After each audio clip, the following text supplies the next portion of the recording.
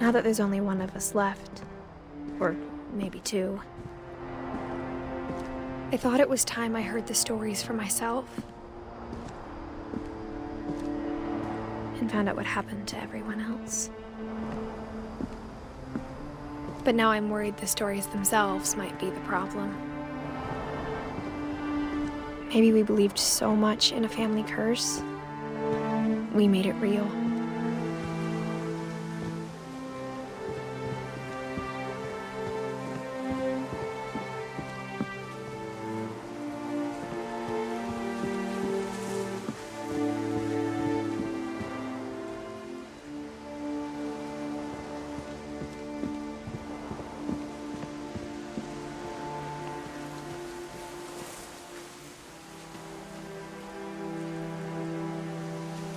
I don't know if I should even be writing this.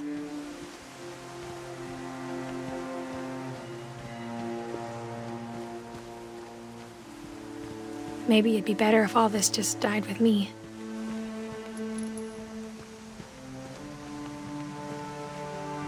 But I thought you should know about your family.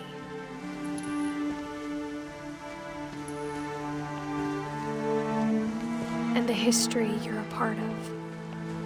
Though to be honest, I feel as lost as you probably do right now.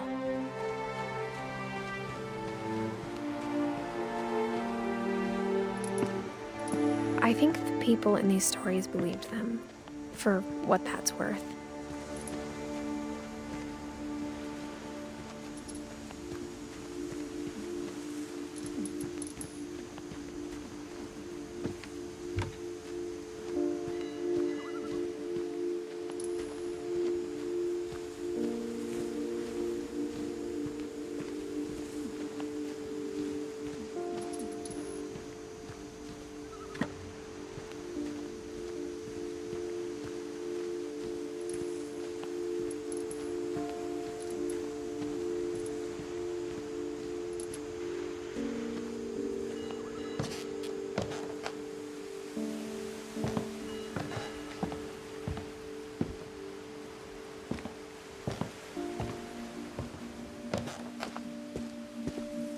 When you look at the house, that history of imagination and stubbornness and madness, any of it seems possible.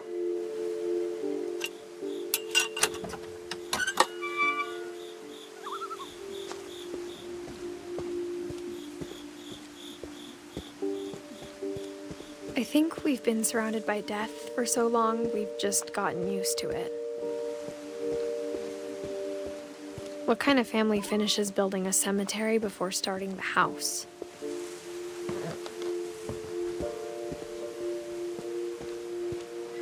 It's embarrassing for me to admit this, but the pet cemetery made me more uncomfortable than the human one. 3 of the gerbils were mine, and 2 had been my fault.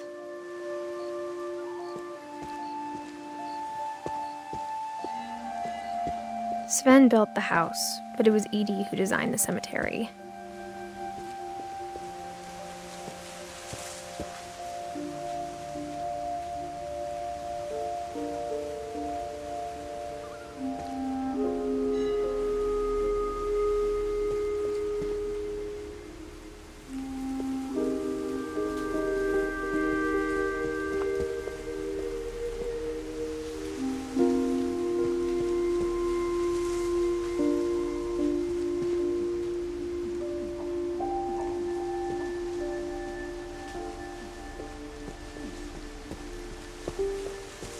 I'm sure Odin's monument had been Edie's idea.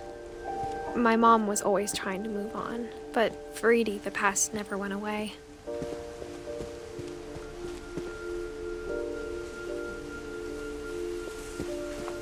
She could see it poking out of the water at low tide.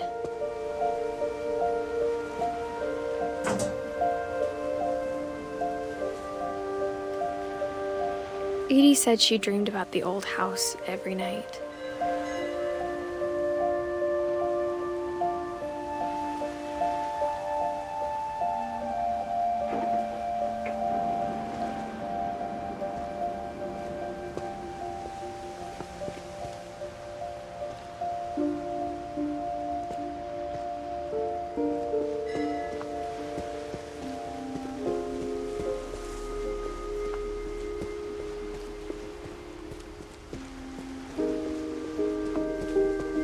Edie's side was always easier for me to understand.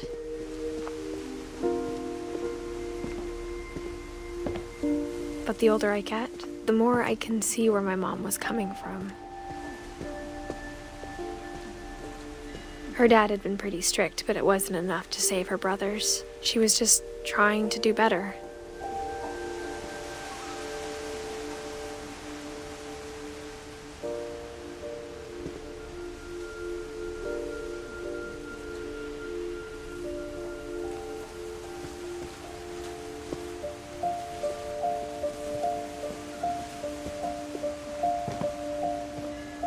She lost 2 of her brothers, just like I did.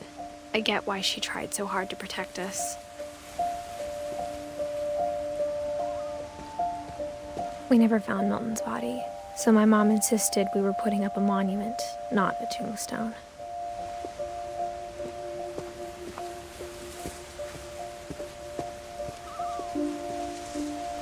There's so many things I wish I could ask my mom now. Part of me thinks this is what she wanted all along. For me to come back someday and find everything out for myself.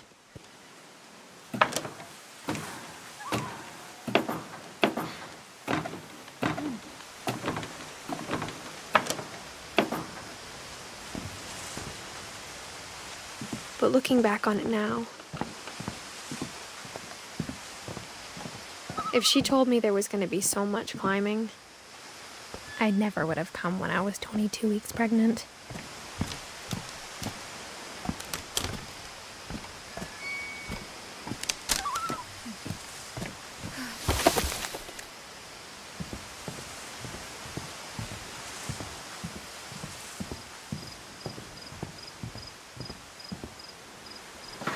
I never met Grandpa Sam, but I think he and my mom had a lot in common.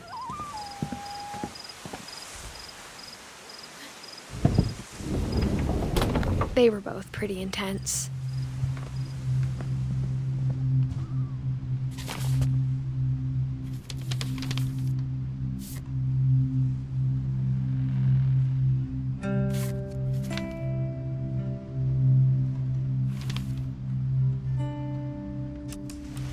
Dawn, I promise, you'll never forget this weekend.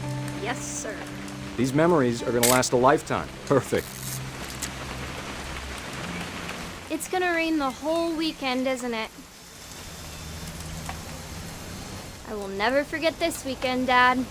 That's the spirit. Okay, got it. I'm gonna take some pictures, okay? Just be careful. That camera's older than you are. Aw.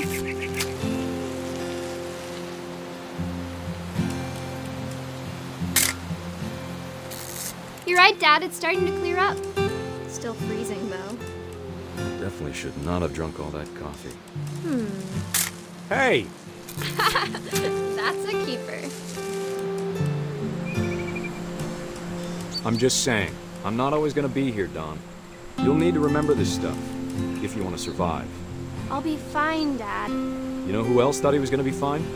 Some guy who died. Dawn, I'm being serious. I know, Dad. You're always serious. Doesn't being out here make you want to chill out?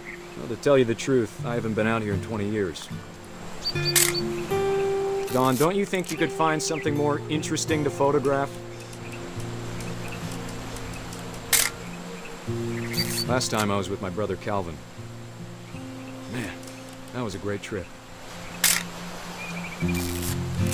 Your grandpa Sven taught us how to fish, how to build a fire.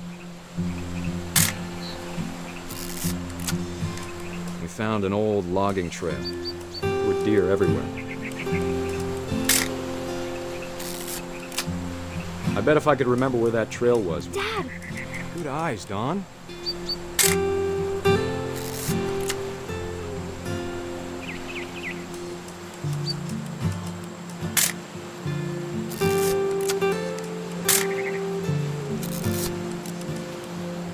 Before you take the shot, let me get a picture of you.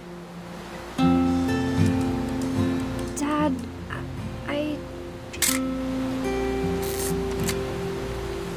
Let me get behind you. do I have to do this? Dawn, you don't have to do anything. But if you want to survive, you'll need to be strong.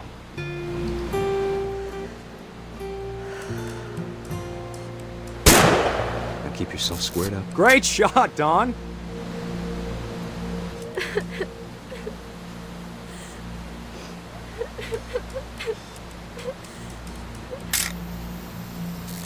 I'm proud of you, Dawn.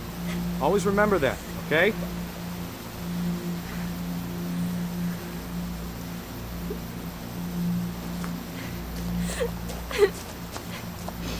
Sorry, Dawn. Just gotta reset the timer.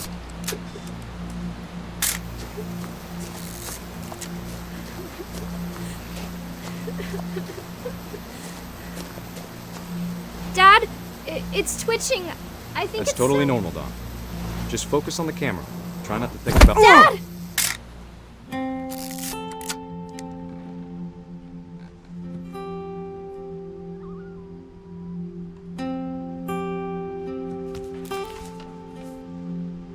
Of all these stories, that's the one I wish most that my mom had told me.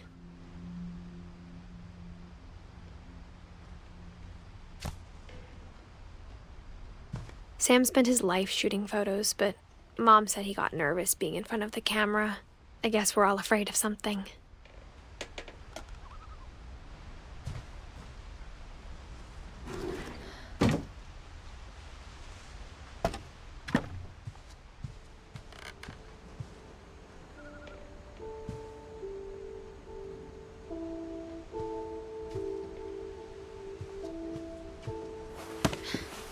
After Sam died, my mom and Edie got really close.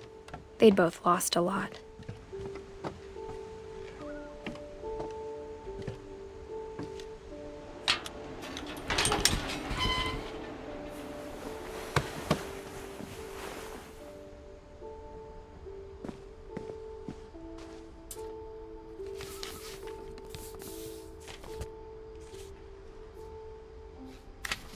Dear Kay, do you remember the way Gregory used to laugh when he thought he was alone? Like something funny was happening, but only he could see it.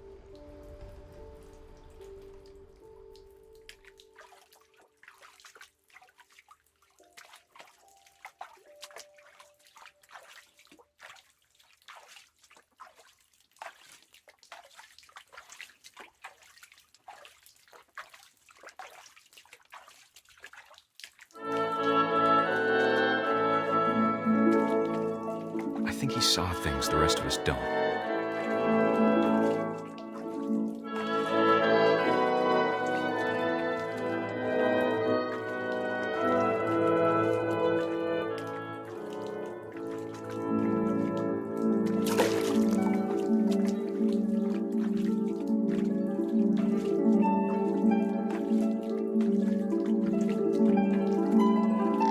Time's over, Gregory. It's time to...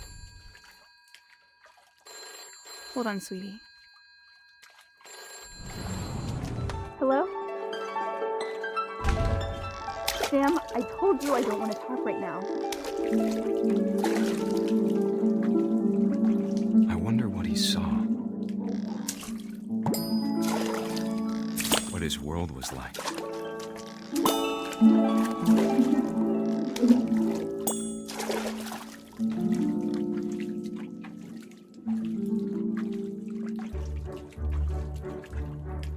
He reminded me so much of Calvin. Lost in his imagination.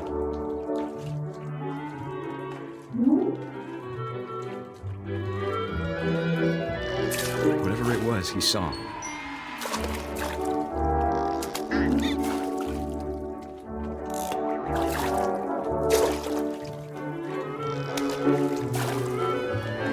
It sure made him happy.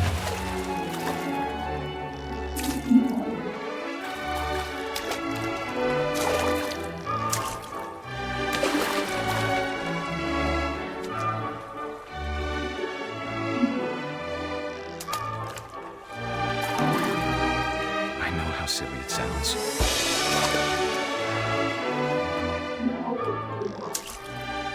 But I worry about a baby being too happy. But I can feel him slipping away. Gregory. I know you did everything you could. Maybe if I hadn't called that night. Damn it. Hold on, I don't want Gregory to hear this.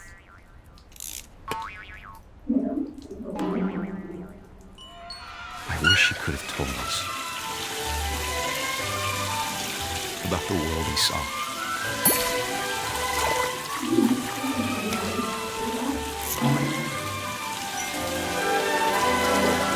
There's so much I don't understand about Gregory. About everything.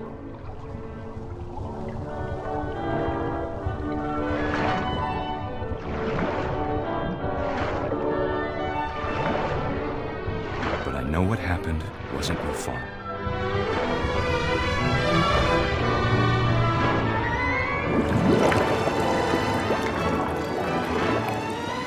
I'm sure he's happy. And he'd want you to be happy too. Good luck, Kay. Love, Sam.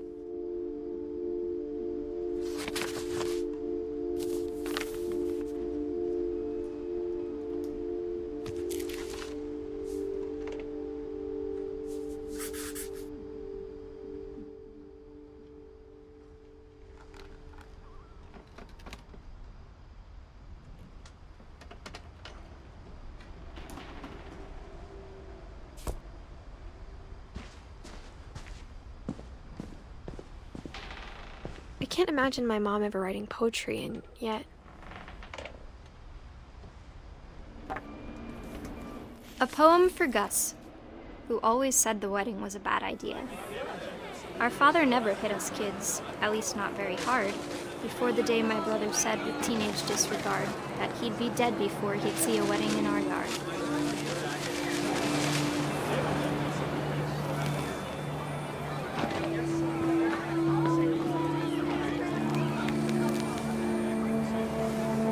My father made him come, of course, but Gus stood far apart, just flew his kite and bottled up the storm inside his heart.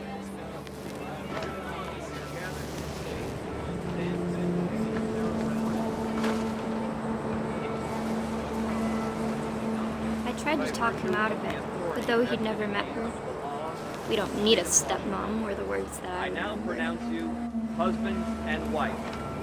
You may kiss the bride.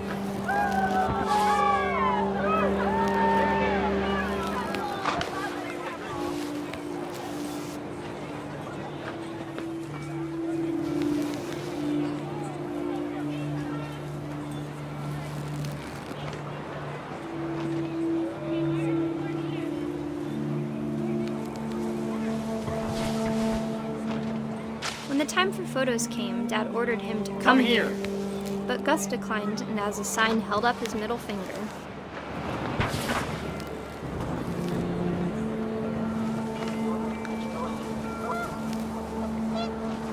The wind picked up, and panicked geese appeared and quickly went.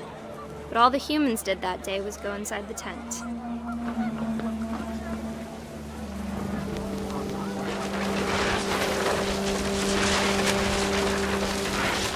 The rain came down in buckets then, but no one seemed afraid that nature might destroy the tent our dad had crudely made.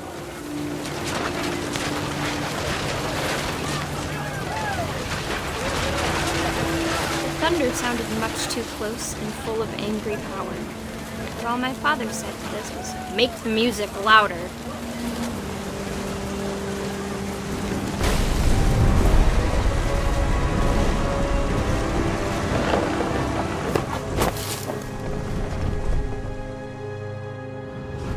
I wish that I could truly say I thought about you on that day. Out there on the beach alone, just you, the wind, the sea, and foam. But I didn't, until we found you.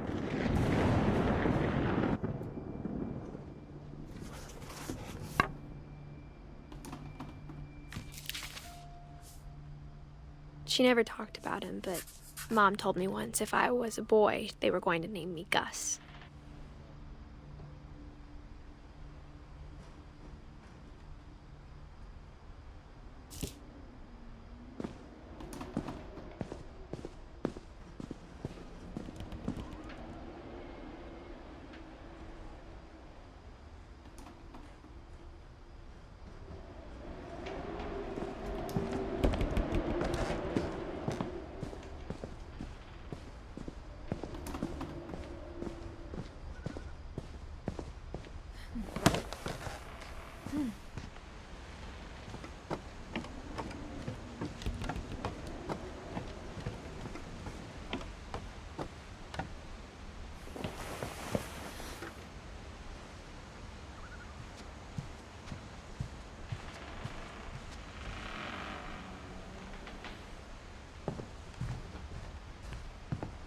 Instead of hiding from death, Sam seemed to go out of his way to meet it.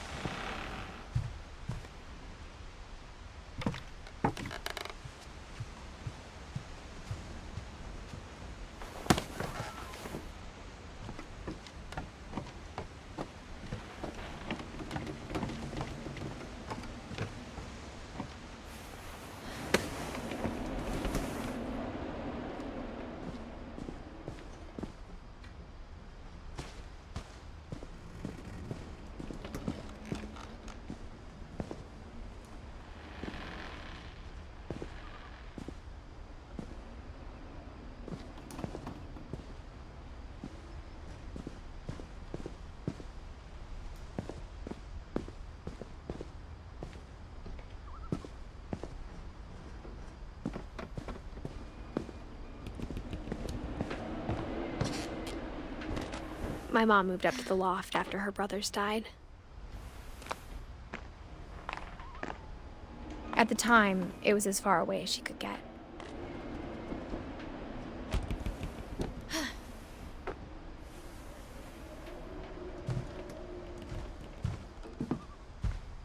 She spent a summer building houses in Calcutta, where she met my dad, Sanjay.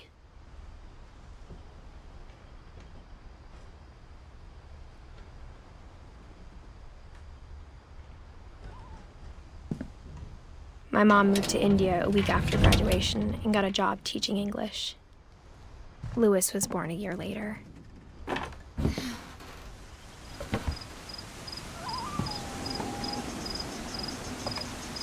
When my dad died, I don't think Mom knew where else to go.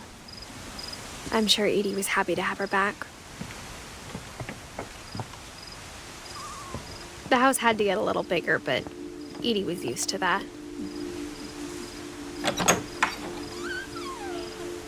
And for a while, things were good. Almost normal. But it didn't last. The beginning of the end was Milton's 10th birthday, when Edie gave him a castle.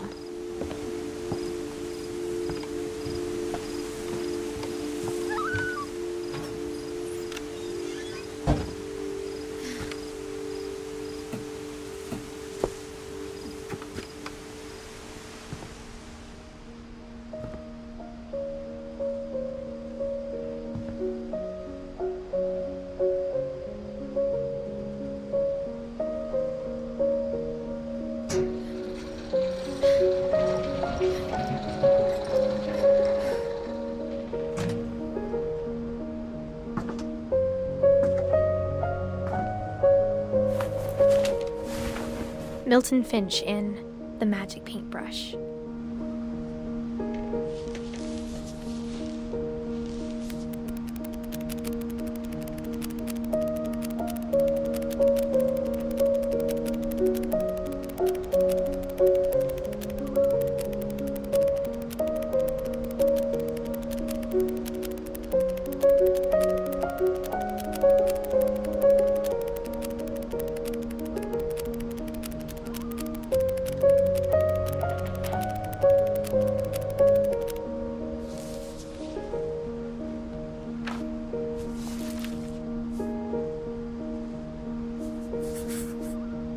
I was 4 when Milton disappeared.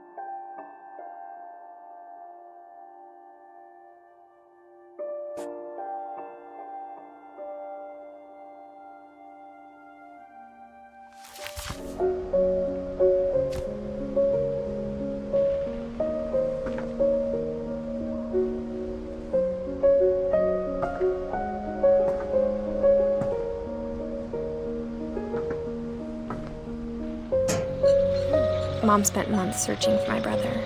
Then she sealed the doors.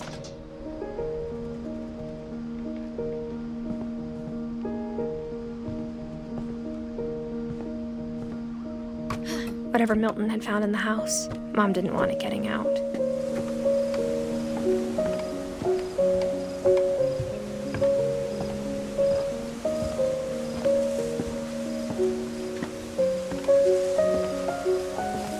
Mom definitely blamed Edie, but I think Louis blamed himself. After he graduated, he just spent more and more time in his room, until Mom got him a job at the cannery.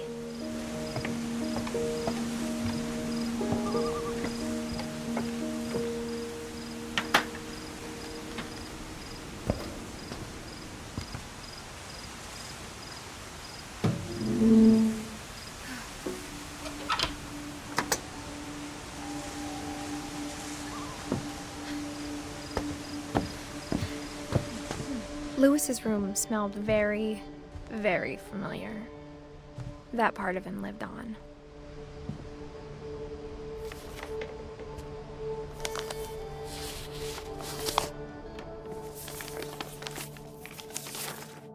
Dear Mrs. Finch, as Louis's psychiatrist, I can understand your desire for an explanation.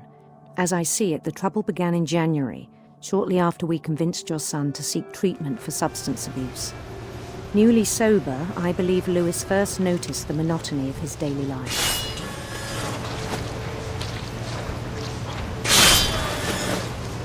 He kept working at the cannery, but he withdrew part of himself. In our sessions, I saw the same behavior. His mind began to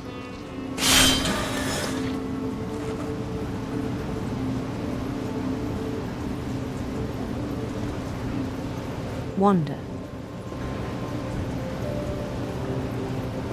I asked him to describe it. He said he started small, imagining a labyrinth. He'd feel his way about. Then something moved. Bats and toads.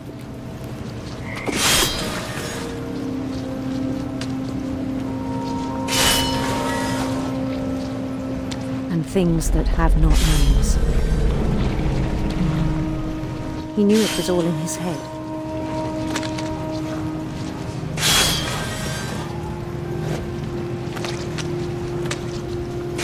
But he took it very seriously. I had hoped he'd find himself.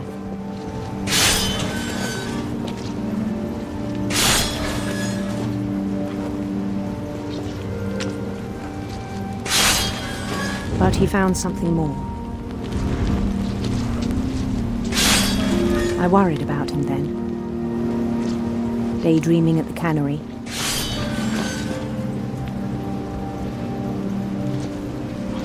I spoke with his boss,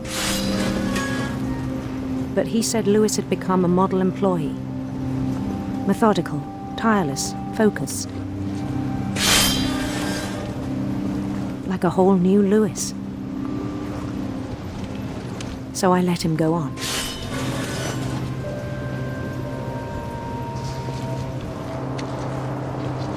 I even encouraged him.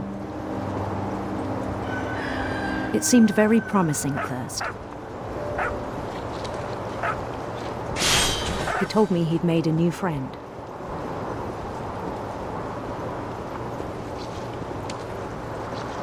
On the edge of a city he named Louis Topia. He built the city up slowly, brick by brick. Then he made musicians.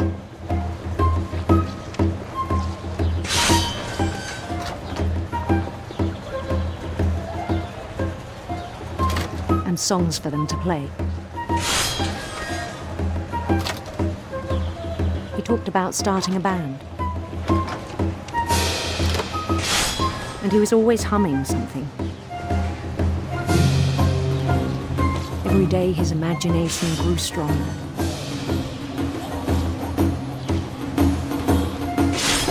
He no longer spoke at the cannery, but his chopping was as reliable as ever. Then one day it struck him that all the cheering crowds, even the stones under his feet, were all in his imagination, so he could do whatever he wished.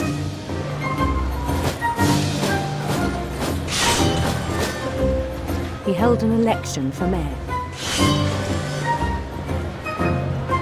and he won.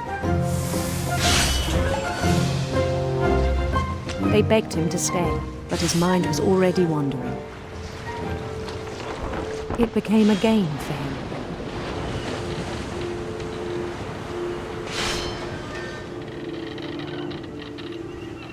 He'd conquer a city, then immediately push on. New Louisville.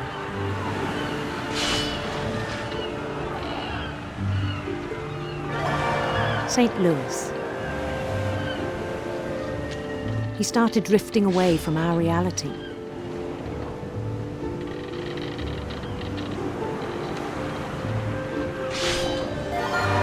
Minneapolis. Until one day he forgot to go home from the cannery. Even as his mother pleaded with him, part of Louis kept sailing on.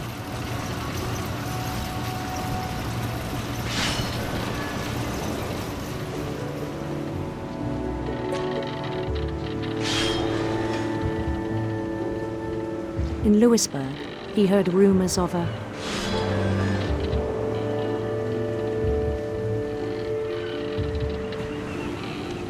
handsome queen.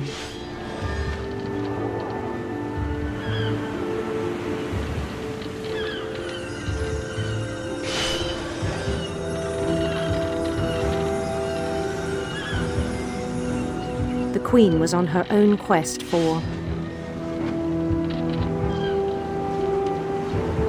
sinister serpents.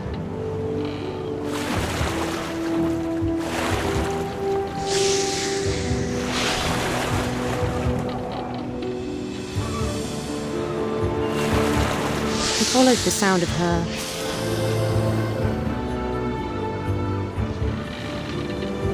silver harp.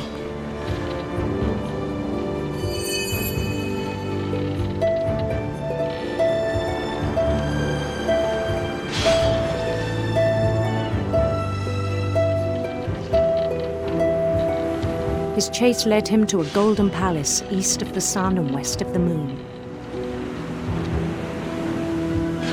Even then, his logic remained sound. He knew the world was all in his imagination.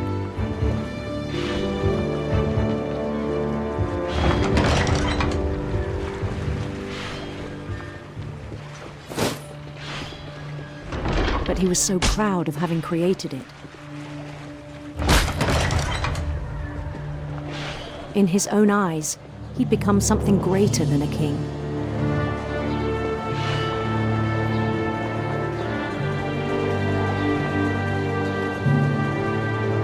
For someone who'd never known success in the real world, I think it was overwhelming.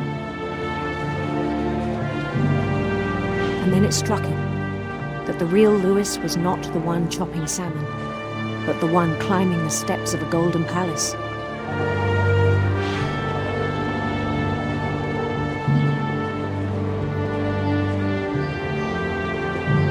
My imagination is as real as my body, he told me. It was hard to argue with him.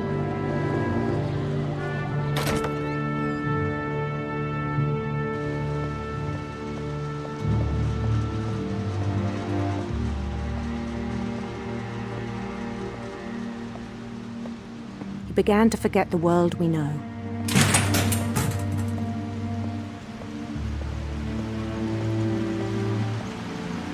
I think it pained him to remember Louis, the cannery worker.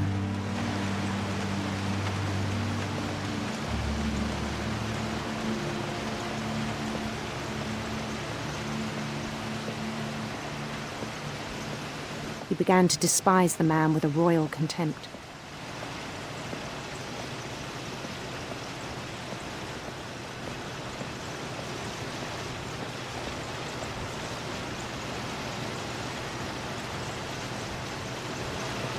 I still thought I could save him.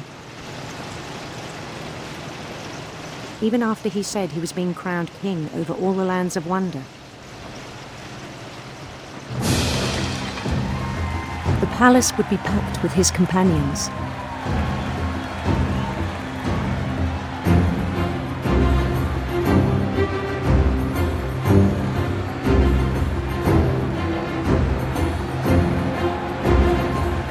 Including the wise Calico who'd insisted on inviting him.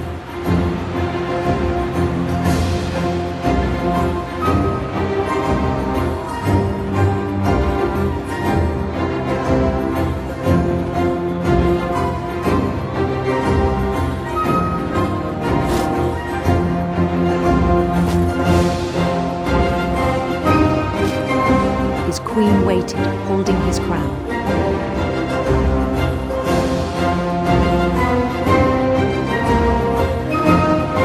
There was only one thing left to do.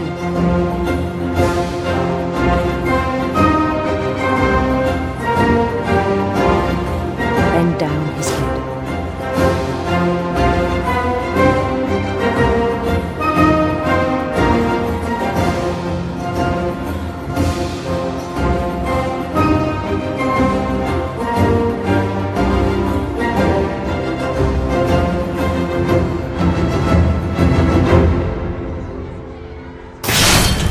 The rest I think you know. Mrs. Finch, your son was a kind man who will be missed by all of us who knew him.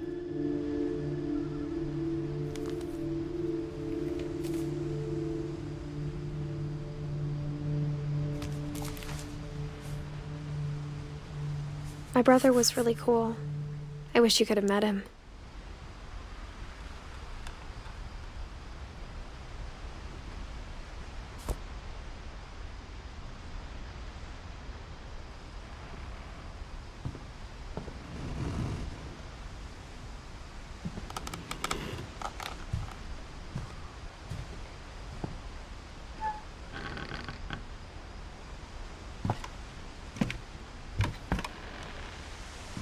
On the way back from Lewis's funeral, my mom told me to start packing.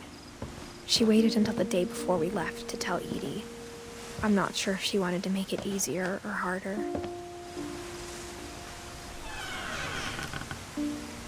I wish we'd stayed.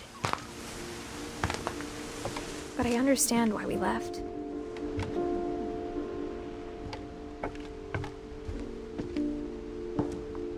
My mom ended up leaving everything behind.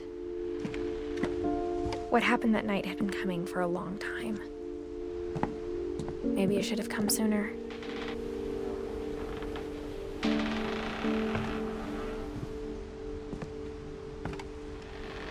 But it had to end one way or another. All that's left now is to tell you about that last night.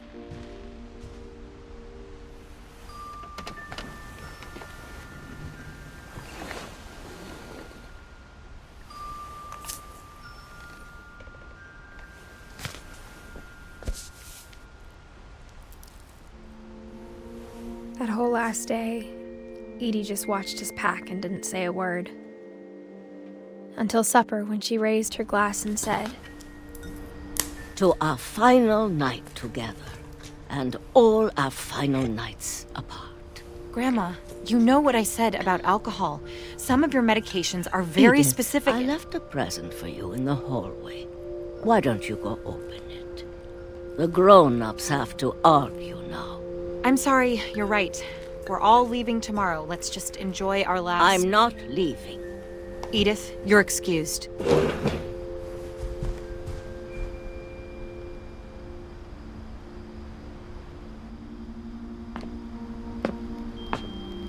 The power had been shut off that morning, but Edie always had plenty of candles. When my mom sealed the library, I don't think she knew about the other entrance. Or that Edie had a key to it.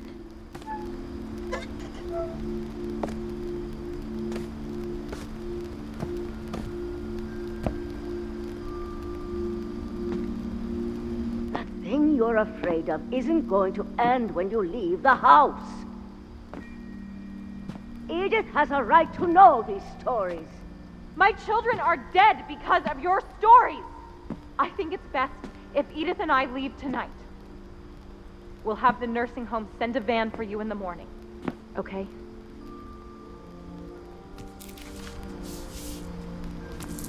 Dear Edith, there's so many stories I wish I could tell you, but there's only time for one. This is about what happened on the night you were born. That night, the tide went way, way out. It was the first and last time I ever saw the old house aground. There'd been an earthquake out in the middle of the ocean. They called it the lowest tide in 1,000 years. God, it smelled awful. You know, I've seen that house every day of my life.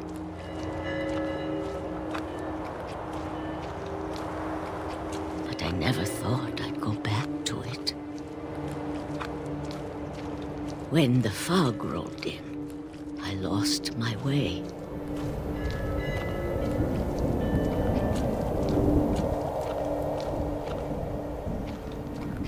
I got turned around.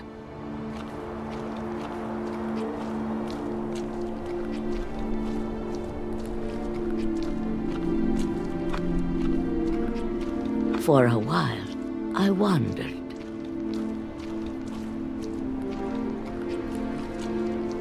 I started seeing things.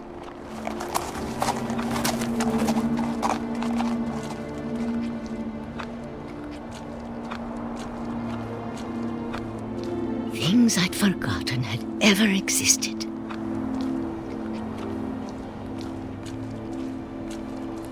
But when I saw them, they felt like old friends. That night, a lot of things came back to me. Or maybe I came back to them.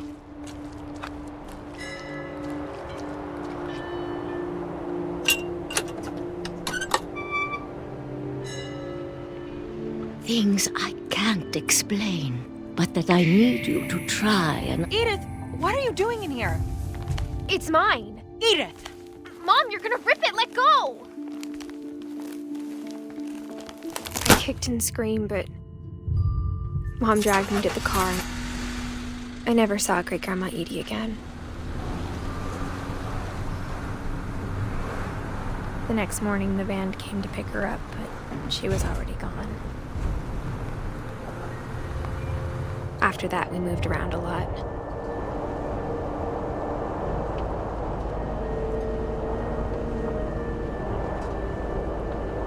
We both tried to make the best of it.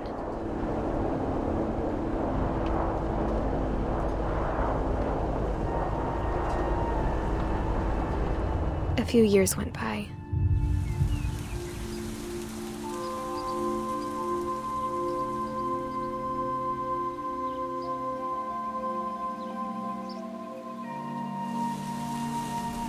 My mom didn't like to talk about it,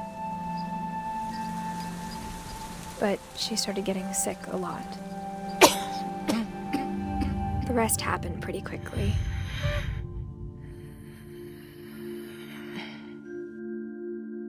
She got better for a while,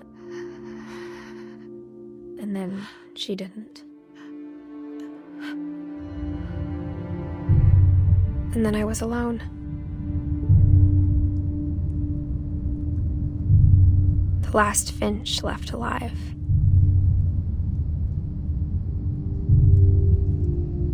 Until I found out about you. I'm still not sure what to tell you about all this. If we lived forever, maybe we'd have time to understand things. But as it is, I think the best we can do is try to open our eyes. And appreciate how strange and brief all of this is. This journal was supposed to be for you. But now I hope hope you'll never see it. I just want to meet you and tell you all these stories myself. But I guess if you're reading this now, things didn't work out that way.